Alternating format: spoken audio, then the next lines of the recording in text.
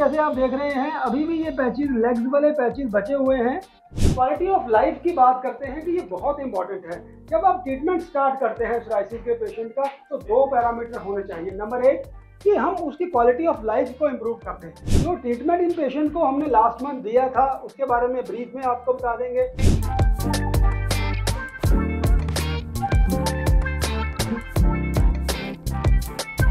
Psoriasis के severe cases में क्या ट्रीटमेंट अप्रोच होना चाहिए, क्या मेडिसिन हमें शुरू करना चाहिए, स्टार्टिंग कैसे होना चाहिए और उसकी जर्नी कैसे होती है, इसके बारे में मैं आपको एक बात आज बताऊंगा क्योंकि बहुत इंपॉर्टेंट है। क्योंकि अर्ली स्टेज में सोराइसिस को कवर कर लेना इजी होता है और जैसे जैसे सोराइसिस लेट होता जाता है वैसे वैसे डिजीज जो होती है वो ट्रीट करना मुश्किल हो जाता है। आपको एक मैं केस दिखाऊंगा कि इसमें 2013 से ये डिजीज थी और कई ट्रीटमेंट इन्होंने कर चुके थे, तो उसके बारे में पेशेंट से बात करते हैं। पहले आपको पैचेस दिखाते हैं। यहाँ पर आप पैचेस देखें, ये पेशेंट 1 महीने से हमारे साथ रहे और आप ये पैचेस आप देखें कि यहाँ पर अब ये ब्लैक हो गया है। जब आप आए थे तो इसकी लुक कैसी थी तब? बहुत ही रफ था और ब्लैक ब्लैक सा स्पॉट था। और क्या क्या होता था उसके ऊपर? स्केल्स आते थे कभी? जी सर, पापड़ी सी आ जाती थी, थोड़ी पपड़ी आ जाती थी उसके ऊपर, जो ईचिंग में होती थी, बहुत इचिंग होती थी। और वो कब से थी आपके वो दिक्कत? तो बहुत पहले से थी और भी बड़ी सारी चीज़ें ट्रीटमेंट कराया लेकिन कोई ज़्यादा रिजल्ट नहीं आया, सब टेम्परेरी था। तो क्या क्या क्या इलाज आप कर चुके थे जब आप हमारे पास आए उससे पहले? एलोपैथी वगैरह वगैरह और बड़े सारे लैब्स में भी गए थे और भी बड़े सारे डॉक्टर से बात गए कि अंदर रिजल्ट दिखाने। इवन दिल्ली में भी गए थे, चीज़ें तिब्बत में नहीं, लेकिन नहीं मिला, सब टेम्परेरी था। और क्या होम्योपैथी खाई थी कभी? सर ये ट्राई तो की थी। कितने महीने होम्योपैथी खाई होगी आपने? अप्रॉक्सीमेटली 6 मंथ्स या 3 मंथ्स अप्रॉक्सीमेटली ली थी सबकी। और पंचकर्मा या आयुर्वेद ऐसा कुछ किस्सा? पतंजलि से जो ट्राई किया पतंजलि का कितने महीने? सर उसने लॉन्ग पीरियड तक किया था हमने, अप्रॉक्सीमेटली 6 to 1 ईयर। वो उसका आया था लेकिन रिजल्ट उसका ज़्यादा स्पॉट होने लगा था, हाईलाइट भरने लग गया था। लेग्स का लुक दिखाना। ये जैसे आप देख रहे हैं अभी भी ये पैचेस, लेग्स वाले पैचेस बचे हुए हैं। ये आप देखें 1 महीने का ट्रीटमेंट, जैसे आप इन पेशेंट में 1 महीना हो गया है ट्रीटमेंट करते को, आप नोट कर रहे हैं कि बाजू वाले पैचेस में रिकवरी अच्छी आ रही है, लेग्स वाले पैचेस में रिकवरी अभी अच्छी नहीं आ रही है। रीज़न क्या है कि यहाँ पर चमड़ी थोड़ा पतला होता है, तो चमड़ा पतली होने की वजह से वहाँ पर मेडिसिन का पेनिट्रेशन ज़्यादा डीप चला जाता है और रिकवरी फास्ट आ जाती है। ऐसे लेग्स वाले पैचेस में अगर रिकवरी स्लो आए तो हमें थोड़ा सन एक्सपोजर का टाइम और ज़्यादा बढ़ा देना होता है। पेशेंट के क्वालिटी ऑफ लाइफ के बारे में बात करते हैं कि पेशेंट जब हमारे पास अभी नहीं आए थे तो 2013 से आज 2023 है, तो पिछले 10 सालों से जो इनकी समस्याएं चल रही थी लाइफ में, चाहे वो इचिंग को लेके, कपड़े क्या पहनने हैं उसको लेके, रिलेटिव के घर में जाने से लेके, उसके बारे में क्वालिटी ऑफ लाइफ के बारे में पेशेंट से आज बात करते हैं। क्वालिटी ऑफ लाइफ की बात करते हैं कि ये बहुत इंपॉर्टेंट है। जब आप ट्रीटमेंट स्टार्ट करते हैं सोराइसिस के पेशेंट का तो दो पैरामीटर होने चाहिए। नंबर एक कि हम उसकी क्वालिटी ऑफ लाइफ को इम्प्रूव करते हैं, कि जो आज हम स्कोर बनाएंगे क्वालिटी ऑफ लाइफ का स्कोर डाउन आ जाए। और सेकंड ये मोस्ट इंपॉर्टेंट बात है कि डिजीज ठीक होकर वापस ना आए। दोनों पैरामीटर के ऊपर आज बात करते हैं। क्वालिटी ऑफ लाइफ के बारे में बात करते हैं। जब आपने ट्रीटमेंट ज्वाइन किया था हमारा तो उस वक्त आपके जो बॉडी के ऊपर इचिंग है, ये 3 नंबर का मतलब बहुत ज़्यादा इचिंग है, 2 का मतलब नॉर्मल, 1 का मतलब उससे कम, 0 का मतलब बिल्कुल भी नहीं, 3 का मतलब ज़्यादा है। तो जब आपने ज्वाइन किया था तो बॉडी में इचिंग कितनी हो रही थी आपसे? बहुत ज़्यादा थी, बहुत ज़्यादा इचिंग थी जी। तो हम कितने नंबर देंगे उसके? 3 मार्क्स हैं, क्योंकि इन्होंने जब ज्वाइन किया था तो ये बहुत इची था सारा स्केल्स इनके ऊपर। और ज्वाइंट पेन कितना था वो तब? जॉइंट पेन तो नहीं, ज्वाइंट पेन नहीं था, तो हम यहाँ पर 0 मार्क्स देंगे। अब जो भी घर का काम करते थे, चाहे कुछ भी गाड़ी धोनी है, जो भी घर का काम होता है, ऐसे काम करने में कभी कोई अड़चन तो नहीं आती थी? कभी कभार ही आती थी। क्या लगता था?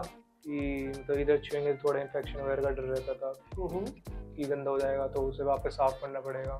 ठीक है, सही था इतना। वैसे तो कितना नंबर दें हम इस बात को? 2। जब आप कपड़े खरीदते थे, मॉल में गए कपड़े खरीदने, तो क्या कभी लगता था यार कि पूरी बाजू का कपड़ा ले लें, अभी ये नजर आएगा, ऐसा कुछ विचार दिमाग में आते थे? अभी भी आते, कभी हुआ, अभी भी आते हैं। तो लेकिन अब कम आता है, पहले ज़्यादा था। तो अभी पहले स्टार्ट में क्या था? कितने नंबर दें हम? 3। लेयर मतलब जब हम फ्रेंड्स एंड रिलेटिव के साथ होते हैं, हेजिटेटिंग घर, किसी रिलेटिव के घर जाते वक्त कभी ऐसा दिमाग में आता था यार इनके घर जाएंगे तो कैसा लगेगा, ऐसा कभी कुछ तनाव हुआ मन में? क्या कितने नंबर होंगे इस बात के? 3।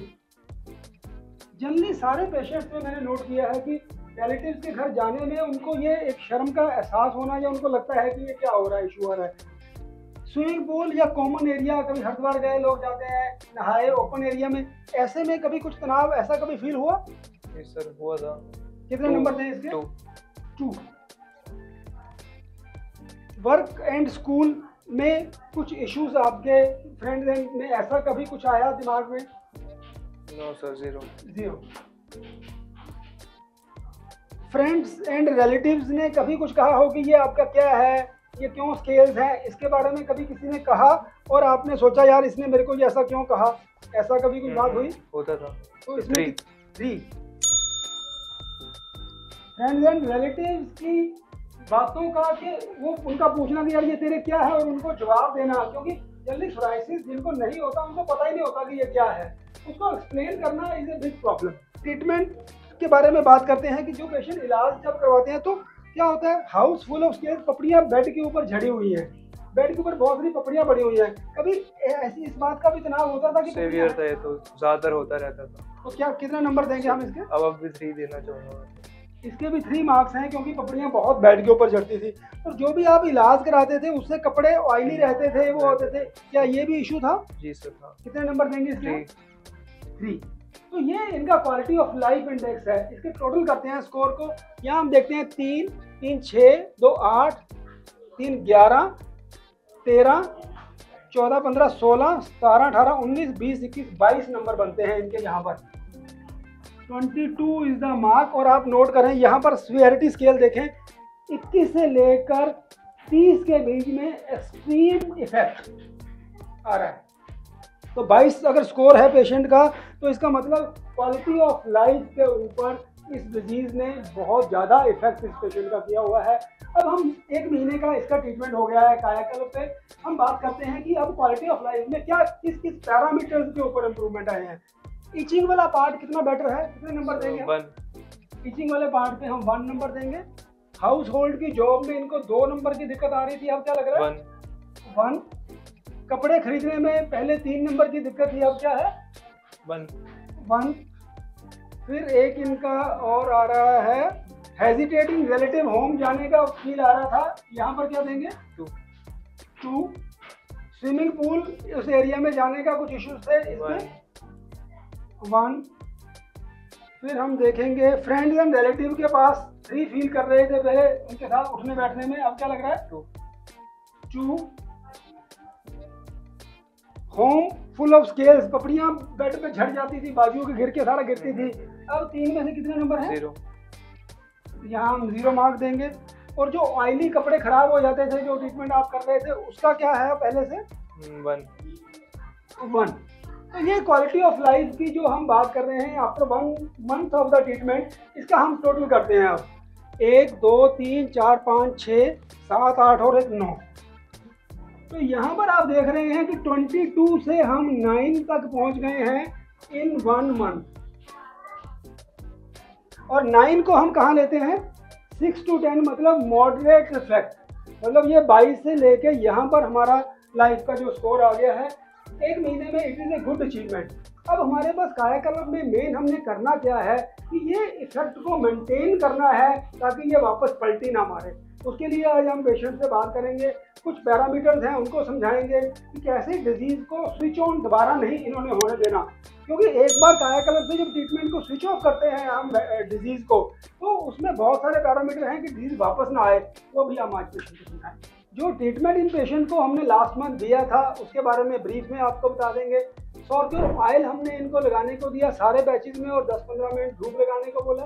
सॉर्क्यूल ऑइंटमेंट रात को सोते वक्त लगाना होता है। सौर काया कैप्सूल्स, सौर काम कैप्सूल्स और अमीनो काया टैबलेट, ये मेडिसिन हमने इस पेशेंट को खाने को दी थी।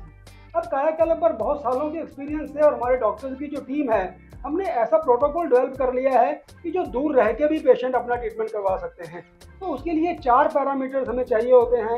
सबसे इंपॉर्टेंट होता है कि पेशेंट के सारे पैचेस की क्लियर फोटोग्राफ हमारे पास आ जाए।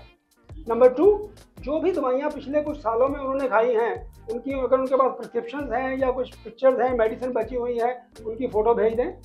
अभी सबसे इम्पॉर्टेंट है कि अभी आप क्या दवाई खा रहे हैं पिछले 2 महीनों से 3 महीनों से, लेटेस्ट मेडिसिन की हमें डिटेल्स चाहिए। और चौथे नंबर पे अगर आपके पास ब्लड टेस्ट की कुछ रिपोर्ट्स हैं तो वो रिपोर्ट्स भी हमें शेयर कर सकते हैं, हमारी डॉक्टर्स की टीम उसको रिव्यू करके आपको मेडिसिन ऑनलाइन भी दे सकती है। हमारा यूट्यूब का चैनल है पीटीआई सोराइसिस ट्रीटमेंट इंडिया। इस यूट्यूब के चैनल को आप सब्सक्राइब करें और इसमें बहुत सी वीडियोस अवेलेबल हैं, आप उन सब वीडियोस को बहुत ध्यान से देखें। और मैं आपको आज एक बात यहाँ ये भी बताना चाहूँगा कि हम सोराइसिस के ऊपर पिछले 20-25 सालों से काम कर रहे हैं और 20 सालों से तो हम YouTube के लिए वीडियोस बना रहे हैं। अब हमारे चैनल पर ऐसी वीडियो भी आपको मिलेंगी जो 20 साल पहले हमने बनाई थी। और अभी मैं क्या नोट कर रहा हूँ कि अभी कुछ ऐसे YouTube के चैनल भी आ रहे हैं जो 2 से लेकर 3 महीने में बीमारी को जड़ से काट देने के लिए भी क्लेम कर रहे हैं। तो मैं अपने सभी दर्शकों को ये कहना चाहूँगा कि बहुत सोच समझ के फैसला करें, क्योंकि आपकी सेफ्टी आपके हाथ में है। तो बी इंटेलिजेंट, बी सेफ। नमस्कार।